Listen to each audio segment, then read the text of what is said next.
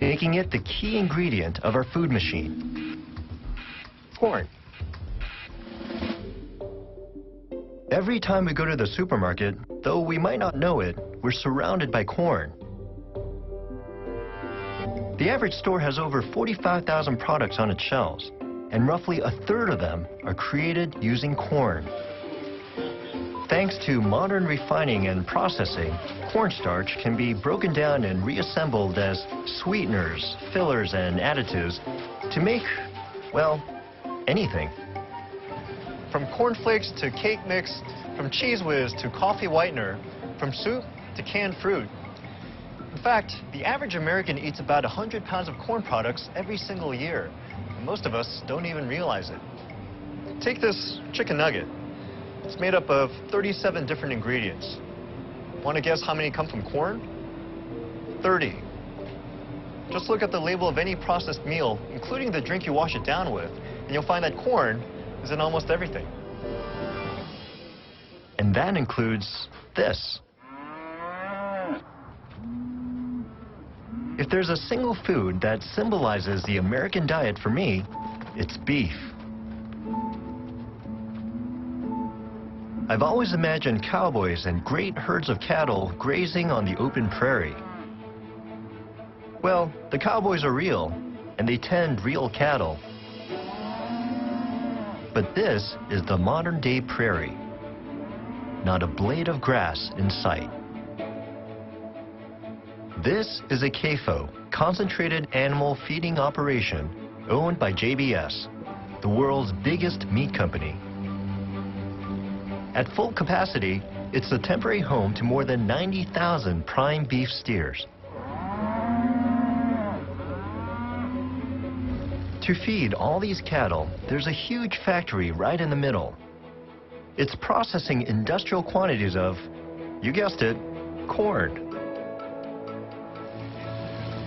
The modern feedlot business is really an extension of the corn business. Explaining the connection is facility manager Mike Thorne. We take grain that wouldn't be very readily consumable by people and transform that into a marketable product in the form of finished beef. So you're basically selling grain, except it tastes a lot better. That's exactly right. This vast quantity of corn makes it possible to produce beef on an industrial scale. Because an animal can be fed more corn, a low-cost source of calories, more efficiently here than on a traditional ranch. This cattle's kind of new, still getting used to having humans around. It's skittish. Yeah. New arrivals, like these one-year-olds, are still grass-fed. Because corn isn't the natural food for cows, it takes them a while to adjust to it. But soon, grass is phased out, and when the grain wagon comes around, it's like watching kids chase an ice cream truck.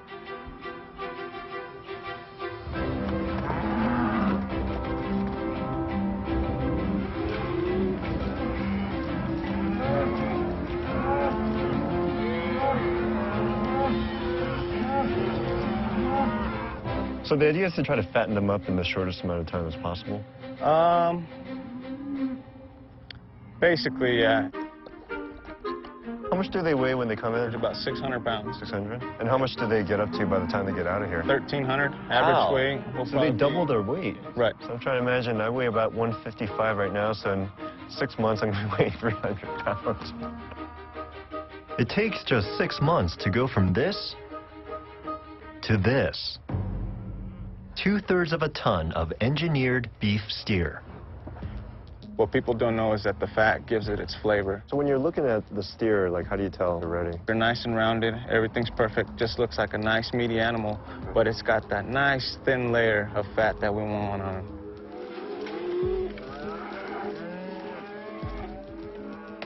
In order to satisfy our cravings for beef, nothing about these animals' lives has been left to chance. Conceived artificially from parents who never met. Injected with antibiotics to guard against disease. Their diet supplemented by growth hormones to maximize every calorie. What this guy sees is just another human.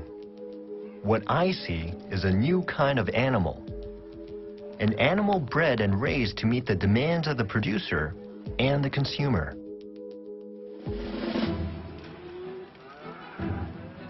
Just 5 miles up the road is a meatpacking plant.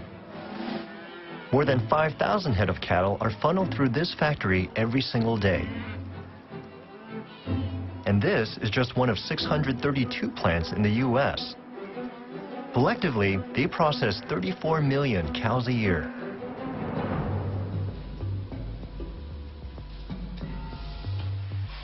Inside,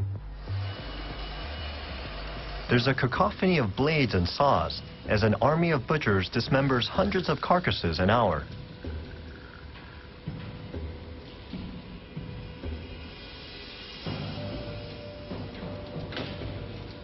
About 100 years ago, Henry Ford perfected an industrial process to make cars cheap enough so that most Americans could afford them. And perhaps mass industrialization is the only way to make beef cheap enough so that Americans can afford that too. And where beef has led, pork and chicken have followed. Grain-fed, raised and processed on an industrial scale to give us what we want. And the rest of the world wants it too. Companies like JBS export thousands of tons of meat around the planet. And we import what other nations' food machines produce. Every year, $86 billion worth of food enters our borders, like this lamb from Australia and New Zealand crossing the Pacific, and every variety of fruit and vegetable. This globalized food market means we can expect to eat what we want, when we want, regardless of season or distance from the food source. With all this choice, how do we decide what to eat? The most important word in menu development is craveability. Scott Allmendinger is a food writer and industry expert. Joel Fierman is a wholesale supplier here in New York City. As they know well, the food retailers study and shape our tastes. 30 years ago, restaurants were almost exclusively celebration food. This is our anniversary or somebody's birthday, and we'll go out and we'll have a big steak, and that will celebrate the occasion. The American public, through affluence, started to say, I like that food, I want that food, I crave that food, and over 30 years, the American public has started to eat more and more and more of the celebration foods as part of their daily diet. But it's not just about satisfying our cravings. Food manufacturers are always coming up with new product ideas to stimulate appetites and demand. In any industry, everybody's looking for that next big hit.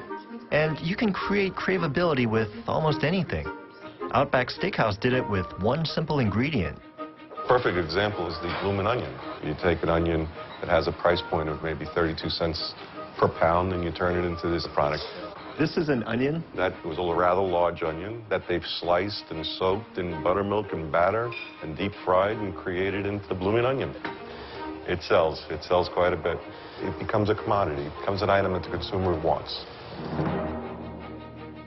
When something like the bloomin' onion hits big, the impact is felt all the way back to its source.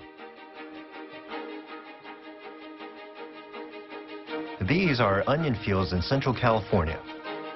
Remember farmer Ted Sheely? In addition to all his other crops, he's an expert at producing bloomin' onions. 1,500 tons of them every year, precisely to his customers' specifications. The bloomin' onion needs to be 3.5 inches in diameter, not larger, not smaller. If it's bigger than 3.5, it won't fit their cutting and cooking equipment. And if it's smaller than that, the customer feels cheated. And they're willing to pay extra to get that particular size onion. With the bloomin' onion, the Outback Steakhouse has turned a common food item from mundane to money maker. And they're not the only ones. Turkey sausage wrapped in a pancake on a stick. The food industry is in the business of creating desirable commodities. And we're in the business of eating a lot. The foods we crave are often high in fat and calories. That's an evolutionary survival tactic built into our genes. So it's not surprising that craveability usually means adding calories. The bloomin' onion, for example, has about 2,000 calories, roughly an entire day's worth for an adult. Over the last half-century, the food machine made it cheap and easy for us to put away an average of 600 additional calories per person per day. And it really is a collaboration between the consumers who say, I like this, and the marketing people who say what size it should be. So now we all have woken up 30 years later and said, you know what, this really isn't sustainable. So what are we going to do about it? I see Scott's point. Our expanding waistlines are a national wake-up call. He also makes me wonder how our food machine will be able to keep up with our growing, hungry population. Take Ted Shealy. To grow his onions, he has to maximize his water use in the resource-scarce Central Valley. California farmers already use 80% of the state's water. And the cost is going up. It's become one of my largest cash burdens on my budget. How expensive is water relative to other costs that you have? Water's always at the highest. It'd Really? probably be over 50% of my budget. Holy cow. So, like most American farmers, Ted turns to technology to try and get the most out of every drop. He's installing a $50,000 moisture monitoring system to tell him precisely when to water his pistachio trees. And he uses a $2 million underground irrigation network for his tomatoes. My business plan is, what do we do today to stay in business for next year? What am I going to have to do to be in business 5 years from now or 10 years from now? Water's the pivotal issue, and so I have to make it work. And has the price of water been going up over the last few years? Yep, just like my taxes. It's getting harder and harder for farmers like Ted just to keep up with the food machine's relentless demand. As for our Kansas farmer, Greg Stone, his corn growing operation is under attack. The threat is so serious, he has to hire a professional to comb his fields every week. Because his multi-million-dollar business is a monoculture, a farm made up of a single crop, it's more vulnerable to invasion by a tiny killer. This is where they bore into the ear shank, and you see the damage here. They could actually tunnel up into the ear, and then they lay their eggs, and then their larvae feed on the corn and complete the cycle. There he is. That is a multi-billion-dollar corn pest right there in his hand. This is a European corn borer. Don't lose him, Eric. I won't. This is a constant battle producers have to face year in and year out all the way through the Midwest. If you don't treat, you can lose significant yield. So Greg calls in an airstrike.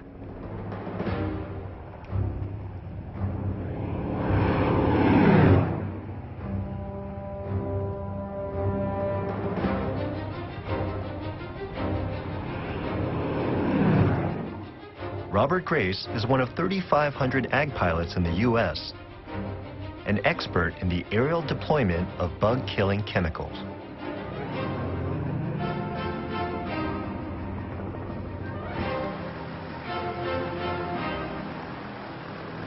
Ag flying is a different type of flying than virtually anything else because of the precision and closeness to the ground. We're typically 8 feet off the ground, traveling 120 to 150 miles an hour, using GPS navigation that will give us guidance to within about 1 or 2 feet. Like Greg, Robert inherited a family business which has seen extraordinary change. When my father started, they had a handful of chemicals, 1 or 2 or 3. Now, it's not unusual for us to have 40 or 50 products available because without that, the yields will suffer.